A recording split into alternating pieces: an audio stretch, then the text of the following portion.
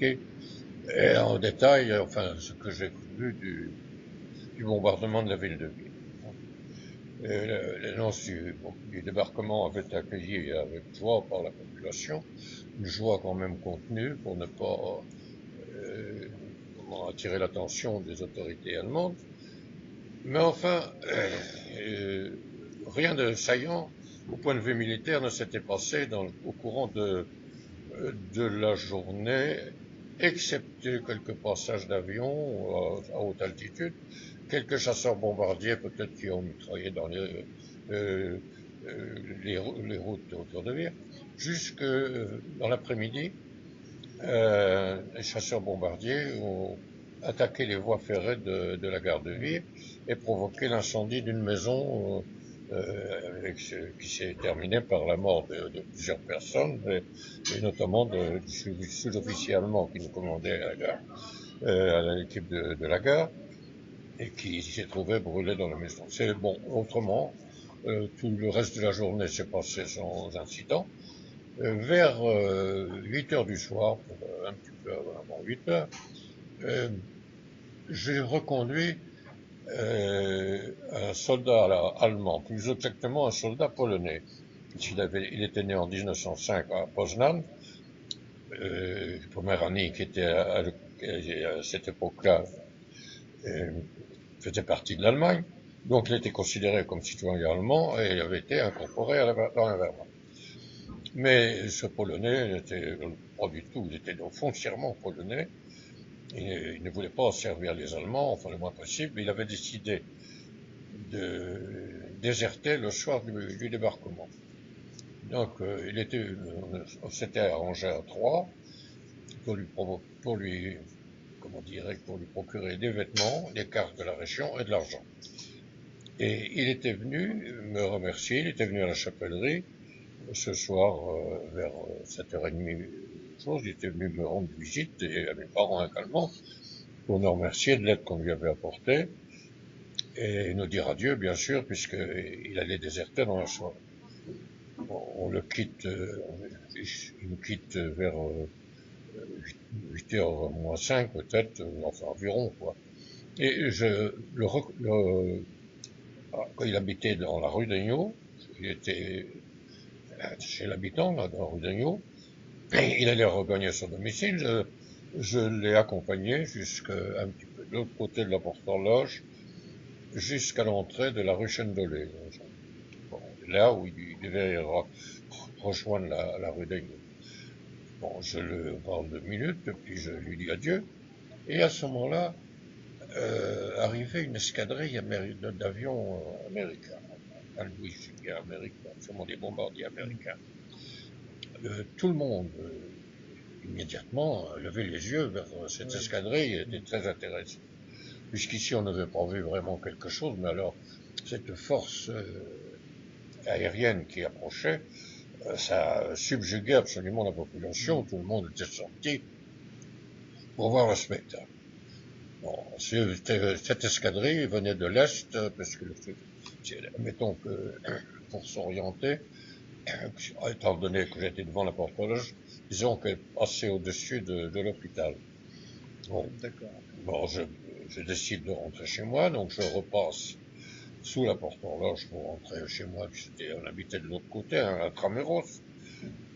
Et je venais de passer la porte horloge, d'un coup, je vois comme une grosse bulle irisée, une lumière assez violente. Certains en parlaient de fusée, moi une genre de bulle, comme une bulle de savon irisée de plusieurs couleurs, suivie d'un grondement de tonnerre. Alors, finalement, immédiatement, je me suis dépêché de rentrer en courant chez moi. Heureusement, car les souffles des premières bombes avaient chassé très fort, avaient chassé les vitrines du magasin qui partaient en morceaux. Les cloisons étaient soufflées, mes parents et la bonne et le chien, tout le monde se précipitait vers un abri, c'est-à-dire un mur de refend qui était derrière les magasins et qui comment dire, procurait un certain abri. Le bombardement a duré peut-être, c'est assez rapide, peut-être 2 minutes, un maximum. Ah, c'est très court. Ouais. Ah oui, c'était très court. Hein. Et nous étions absolument rivés. Moi, je voyais quand où on était passé, par le souffle des bombes, on voyait tous les chapeaux, tout ça qui étaient projetés par le souffle des bombes à l'intérieur de la maison. Les cloisons volaient en éclats, tout ça. Bon, c'était... donc au bout de 2 minutes, absolument plus rien, plus aucun bruit. Alors nous sommes sortis dans la rue. Le rideau de fer de la bijouterie en face de chez moi avait été soufflé et arraché par le souffle des bombes. C'était bizarre, il y avait des coraux, il y avait évidemment des débris un petit peu dans toute la rue, mais pas vraiment de destruction massive. Et à ce moment-là est arrivé le curé de Notre-Dame, il arrivait de la cure,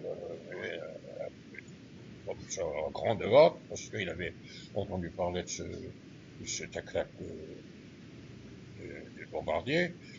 On est repassé sous la porte horloge, et les voisins sont sortis aussi.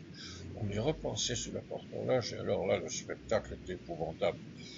Les bombes étaient tombées devant sur les maisons, au centre de la ville, au croisement de la rue du Calvados, de la rue des Longrets, de la rue aux Fèves, c'est-à-dire le plein centre de la ville. Les maisons avaient été écrasées, et les gens que j'avais vus aux fenêtres, par exemple à la pharmacie Albo, tout le monde était aux fenêtres, il y avait une réception chez eux, je crois bien, et même la bonne aussi, tout le monde avait le son, elle avait le plat un grand plat de poisson, elle était penchée, tout le monde était penché pour voir cette escadrille, et malheureusement quand je suis revenu, eh bien la maison était complètement écrasée, il sortait quelques débris, quelques poutres, les gens étaient complètement anéantis, et pas d'affolement, mais plutôt un abattement considérable. Tout le monde était tellement surpris, complètement ahuri, abattu par la surprise du truc. Alors évidemment, les gens ont commencé à évacuer les blessés, il y avait quelques blessés. J'ai vu une personne arriver, une personne que je connaissais, qui travaillait à la pâtisserie où j'ai quitté le poney, là. Elle avait un éclat de vue dans la poitrine, et elle était en train de mourir, on voyait bien, elle avait une sorte de regard implorant, mais on voyait qu'elle allait mourir, parce que, enfin, bon, évidemment, tout le monde s'est empressé de secourir les blessés, et les gens qui étaient, bon, on a su après, certains qui étaient prisonniers dans les caves parce que la maison s'était écroulée, ils appelaient au secours, les gens ont pu les sortir. Ouais. Bon. On avait l'impression que c'était terminé, que le bombardement avait lieu, c'était les dégâts, et mes parents avaient décidé de quitter la maison et de gagner la résidence de mon grand-père paternel, qui habitait dans les monts de Vautry, à 1,5 km du centre à peu près. Mais alors là, mes parents étaient très méticuleux. Une fois que ce soit mon père ou ma mère, Ah oui, oui. ils étaient extrêmement méticuleux. Même, justement, Pour les vitres, là. je peux vous signer, comment dirais-je, signaler une anecdote un petit peu ridicule. Mon père voulait fermer la porte du magasin avant de partir. Or, la porte du magasin, c'était un encadrement de bois avec une glace au milieu. Bon, la glace, elle volait en éclats. Vous pouvez rentrer dans le magasin comme tu voulais. Mais il voulait fermer la porte. Pourquoi? Une manie de machin. Et pour fermer la porte, il fallait balayer les morceaux de glace, de verre, qui empêchaient de fermer. Il prend un balai, et ma mère le regarde faire, avec un air désolé, et lui dit « Et avec mon bon balai de soie ». Ah, c'était pas évidemment ridicule quand on pense que quelques heures après, il y avait plus rien. Quand on pense que quelques heures après, il ne restait rien à la maison. Enfin, peu importe. Donc, moi, plus comment dirais-je, plus terre à terre. J'ai grimpé dans ma chambre. Je possédais 4 montres. J'ai pris mes 4 montres. Dans le tiroir caisse du magasin, j'ai pris le fond de caisse qui restait. Et puis, on est parti pour aller chez mon grand-père, mais il fallait traverser la zone qui venait d'être bombardée. Alors donc, on a choisi un autre chemin, détourné pour pouvoir regagner les monts de Vaudeville. Et descendons, on avait pris la rue d'Ancienne Poissonnerie, on arrive rue Chaussée, nouveau bombardement. Les avions étaient revenus et ils complétaient leur œuvre magnifique. Il fallait absolument écraser encore des quartiers qui n'avaient pas assez souffert, sans doute. Et alors, à ce moment-là, tout le monde se précipite dans un abri, c'est-à-dire des cavautés du Moyen-Âge, de certaines maisons de la rue Chaussée, par exemple, qui avaient été classées Luftschutzraum, abri antiaérien, par les Allemands. Tout le monde se précipite là à la noce, sauf l'abbé Trèche, le curé de Notre-Dame et moi.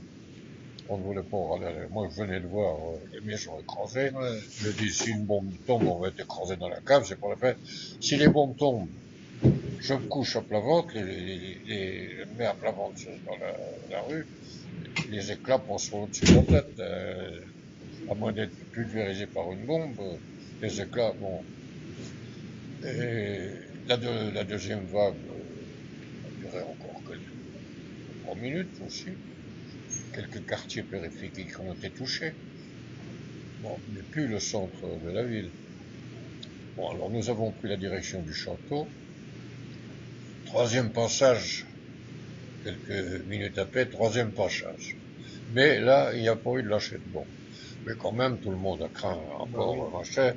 Et tout le monde s'est précipité dans une cave, une crypte de l'église qui était là, qui servait de réserve à un marchand de vaisselle.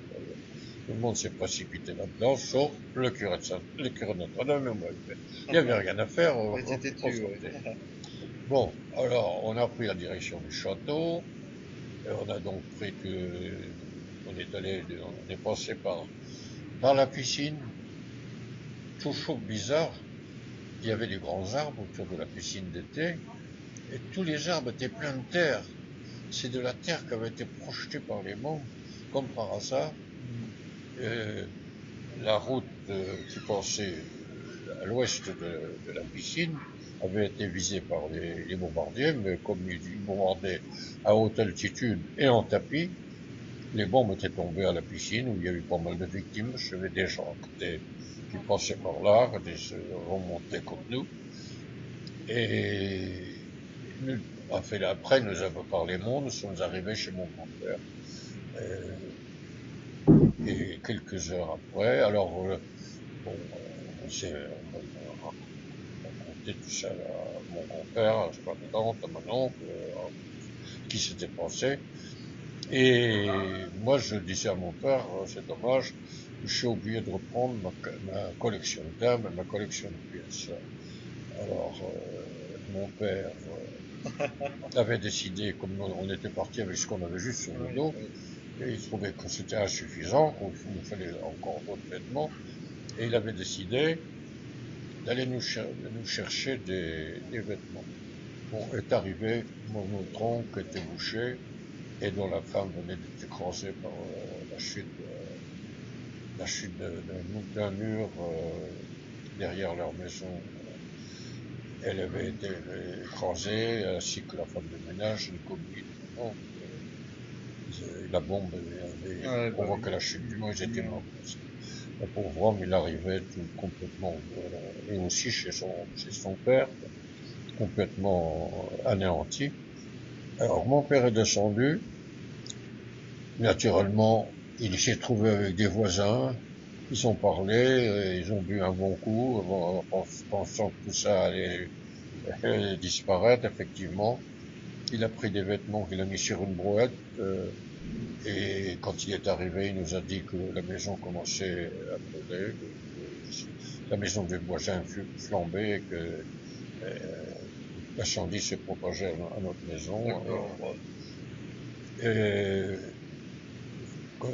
À la suite de ça, d'ailleurs, à la suite de ce bombardement-là, les bombardiers et alliés, peut-être on a parlé d'anglais après, sont venus à partir de 1h ou 2h du matin bombarder la ville, non pas de bombes soufflantes, Ah oui, mais de bombes incendiaire. incendiaires. Il fallait raser la ville, puisque les bombes ne suffisaient pas, il fallait la brûler de façon à ce qu'il n'y ait plus que des décombres. On a su plus tard, ce plan-là avait été concocté, portait le nom, je ne sais pas, le plan, le nom d'un général, je Opération. ne sais plus, l'opération qui était prévue au cas où le débarquement ne remplirait pas les objectifs qui s'étaient fixés. C'est-à-dire la progression des troupes américaines débarquées à Utah Beach avec celles d'Omaha, opérer une jonction avec les parachutistes lâchés dans les marais, enfin, dans la région de De la 40 ans, 101e. dans les carrés de 40 ans. Malheureusement, les Allemands avaient lâché les vannes et ils avaient inondé les marais, si bien que beaucoup de parachutistes sont morts sans avoir combattu. Ils n'avaient donc pas pu progresser en direction de 40 ans.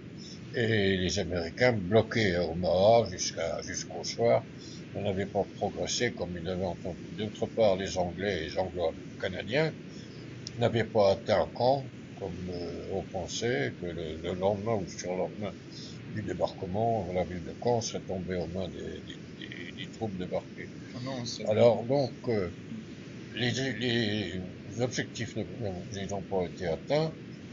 Le plan qui consistait à écraser toutes les villes, nœuds de communication de Basse-Normandie pour empêcher les convois de renforts allemands d'arriver rapidement, a été mis en place, si bien que Valognes, Coutances, Saint-Lô,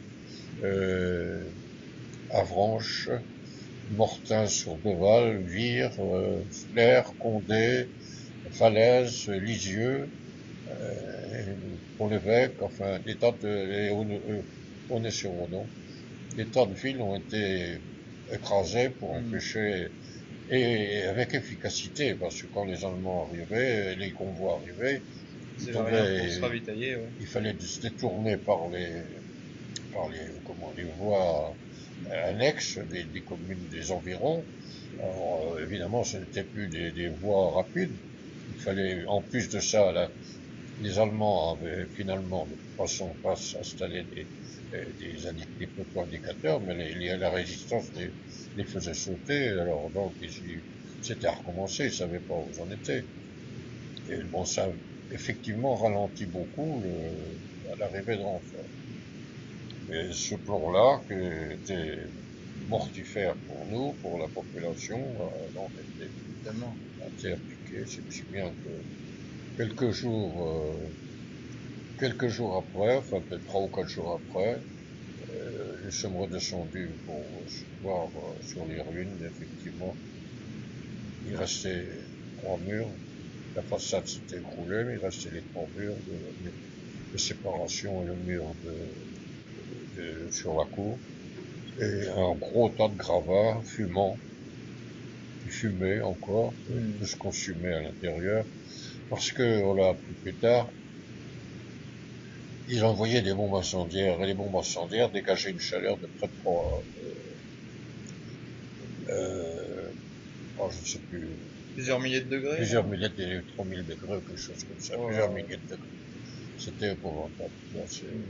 Et alors tout brûlait absolument, tout. C'est encore curieux que la porte-horloge n'ait pas été détruite. Eh ben oui, figure-toi que la porte-horloge, à part évidemment, elle a brûlé. Au sommet des deux tours, il y avait des appartements. Et les appartements communiquaient évidemment avec les maisons à côté. Et les maisons brûlant ont fait brûler les appartements brûlés. Puis l'incendie s'est propagé dans l'intérieur de la tour et a fait a brûlé le support de la cloche des heures. Oui. Et la cloche des heures s'est écroulée, était cassée. Comme le nom des imbéciles est toujours écrit sur les murs, comme nous visitions souvent là, avec les copains, on montait, on demandait l'autorisation à la mairie, on allait chercher la clé, on montait à la porte horloge. Et alors, naturellement, on avait écrit nos noms sur les cloches comme ça. Et un morceau de cour, malheureusement, je ne l'ai pas gardé. Un morceau de la cloche, il y avait encore Auduit.